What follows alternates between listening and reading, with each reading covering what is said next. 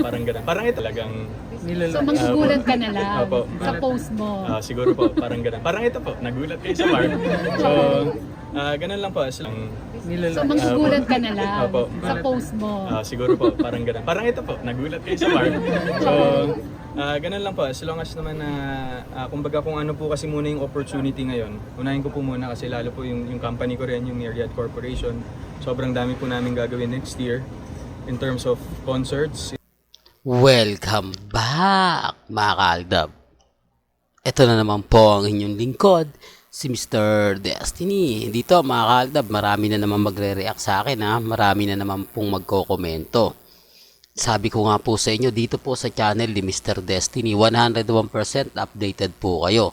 Sa sinabi po ni Alden Richards, marami na naman nag-react kung nag-komento, bakla daw kasi, kaya daw po, hanggang ngayon wala daw pong kasintahan. Wala daw pong karelasyon, wala daw pong, kumbaga, matinong babae ang papatol sa kanya dahil bading nga po raw. Ito yung masasakit at maanghang na sinasabi nila. Ito po yung mga baguhan lang. Ito po yung mga sinasabi ko na wala pong alam. Kasi ito yung mga nagre-react 2021, 2022, 2023. Sila po yung yung wala pong alam. Hindi po katulad ng mga Alden fanatics, simula't simula alam po nila yan. Sinasabi ko lang po yung totoo, ha, baka may mag-react naman po. Di po ba? Kasi talagang hindi natin maiiwasan na yun ang sasabihin ng iba. Hindi natin maiiwasan na yun po yung magiging komento ng iba. Kasi alam naman po natin na si Alden Richards, iba po talaga yan eh.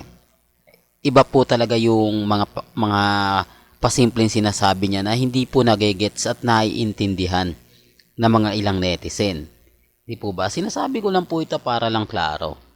Para lang po alam po ninyo. Sabi ko nga po sa inyo, dito po sa channel ni Mr. Destiny, kung ano lang po yung latest, kung ano lang po yung trending, dun lang po tayo.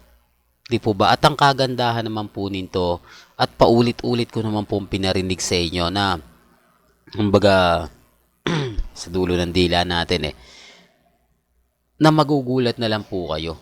Di po ba? Gaya ngayon, sabi nga po niya, sa Stardust Makati niya o bagong bar na Stardust. O, nagulat po kayo, no?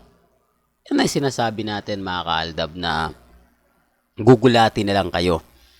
Malay nyo, bukas sa makalawa, may anunsyo siya, di po ba? Yan ang sinasabi natin, na hanggang ngayon, maging matatag lang kayo, maging kampante. Di po ba? Baka may mag-react naman dyan, ha? Hula ko na yan, si Sanya Lopez na yan. Posible po, mga kaaldab. O baka sabihin nyo, baka si Katrina yung sasabihin nila. O baka naman si Glenda de la Cruz. Ang dami pong mga komento. Marami nagsasabi, hati po yung opinion ng iba. Yung iba naman po masasakit magsalita. Yung iba naman po, pansin nyo na parang dumidistansya lang. Parang ganito, parang ganon, parang ganyan. Sabi ko nga po sa inyo, relax lang po kayo. Huwag po kayong padadala, huwag po kayong papaapekto. Lalo na nga po pagdating sa social media. Di po ba? Sinasabi ko lang po ito para lang po sa kaalaman ng lahat. Sinasabi ko lang po ito para po sa mga mami, sa mga tita, sa mga senyor na hanggang ngayon kumakapit po sa atin. Na hanggang ngayon, kumbaga, sumusuporta sa akin. Nire-remind ko lang po kayo. Lagi ko itong sinasabi. Lagi ko itong pinapaliwanag. Huwag po kayong basta-basta magpapaapekto sa mga sasabihin at sa mga magiging pahayag po nila. Ang importante lang naman po dito, maging updated ka. Kung ano po yung latest, kung ano po yung trending, dun lang po tayo. Di po ba? Tapos sasabihin nila, nako Mr. Destiny, puro fake news ka pa rin. Lahat ng sinasabi mo hindi totoo. Wala naman pong problema yon. Hindi naman po tayo namimilit. Hindi naman po tayo pumupush para makakuha ng bagong subscriber o bagong followers. Natatawa po ako ng iba. No? Huwag niyong magsasubscribe kay Mr. Destiny. Fake news yan. Sa tingin niyo makakuha pa po ba ako? Ito, real talk to ha. Sa tingin niyo, marami po bang makukuha kong followers? Hindi, parang lang klaro. Di po ba wala? Hindi po ba tama ako na yung mga followers ko since 2015 lang, hindi na po madadagdagan yon. Hindi na po magsasubscribe yung iba para lang suportahan ako ngayong 2023. Sabi nga po nila, Delulo, Kulto, Mr. Paasa, doon pa lang sa mga komento Di po ba? Doon pa lang sa mga magsasabi sa akin ng, ano ba yan, may asawa na si Congressman Arjo pero pinipilit mo pa rin. Kasi wala po silang alam. Wala po silang, kumbaga, ni isang katiting na alam since 2015. Malakas na mag-react, malakas pa mag-bash, hindi po ba? Pero nire-respeto ko po yun. Sabi ko nga po, wala namang pong pilitan Hindi po ba? Sabi ko nga po sa inyo, malay nyo bukas sa Makalawa. Ito nga po pinapaliwanag ko. Galing po mismo sa bibig ni Alden. Hindi naman po tayo gumukuha lang ng mga fake news sa social media na hindi natin alam. Halimbawa sa may mga website, di po ba, may nakita po kayo. Titignan nyo naman po at susuriin nyo kung totoo po yun Di po ba? Bago po sila mag-react. Kaya lang kapag iba na po yung kwento at hindi naman po alam yung buo, kinuha lang, kinrap lang, sinabi lang na nakita si Mengay at si Congressman Spotted na masayang masaya, nagdi-dinner.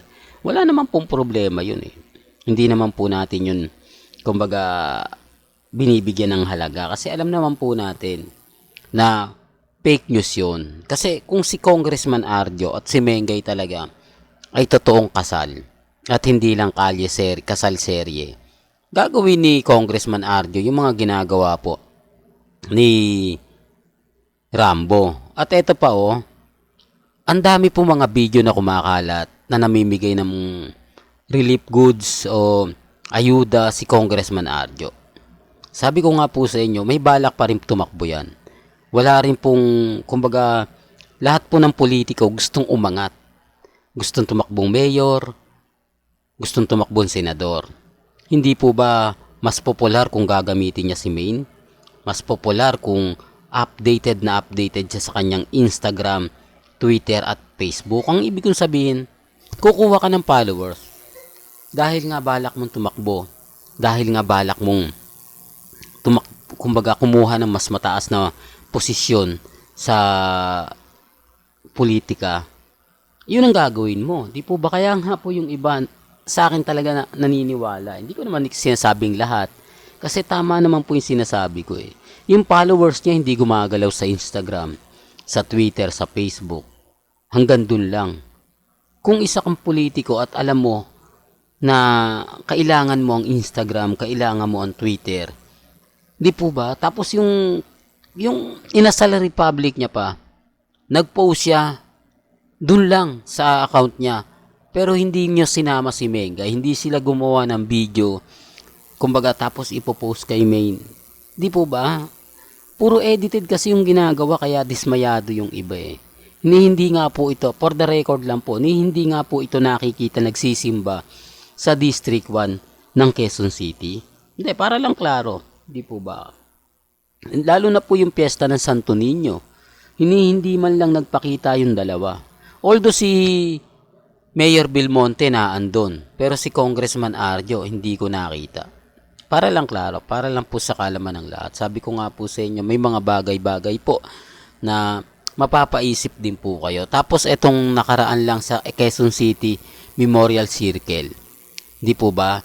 Yung event na yon ginawa rin yun ni Congressman Arjo para sa kabataan at para din po sa mga taga District 1. Anong nangyari? Hindi po ba hindi sumipot si Mengay? Wala rin itong pinagkaiba kay MJ Marpori. Yung sinasabi nila pagkatapos daw po magsalita ni Mayor Belmonte, dumating daw po si Mengay. Ganon din po kay MJ Marpori. Pagkatapos daw pong interviewin ni MJ si Congressman Arjo, dumating po si Mengay. What a coincidence, di po ba? Oops, ang galing mo naman Mr. Destiny. Di po ba? Para lang klaro, para lang po sa kaalaman ng lahat. Sabi ko nga po sa inyo, dito po sa channel ni Mr. Destiny, wala pong pilitan. Di po ba? Kung ano lang po yung sa tingin yung tama, dun lang po tayo. Walang gandito na lang po yung updates natin, mga kaalda ba? Kaya kung gusto nyo pa po ng pinaka-latest at sariwang update, abay tumutok lang po kayo dito po sa channel ni Mr. Destiny. Para updated po kayo sa mga latest at sa mga bagong video po na ilalabas po natin. Kaya kung bago ka lang sa channel na to, at isa kang true-blooded Aldab Nation na nagmamahal po kila Mengay at Isoy, tama po ang channel na pinuntahan mo, kaya consider na po kitang bagong subscriber. At huwag mong kalimutang i-share ang mga video po natin sa mga mami, sa mga titas at sa mga senyor.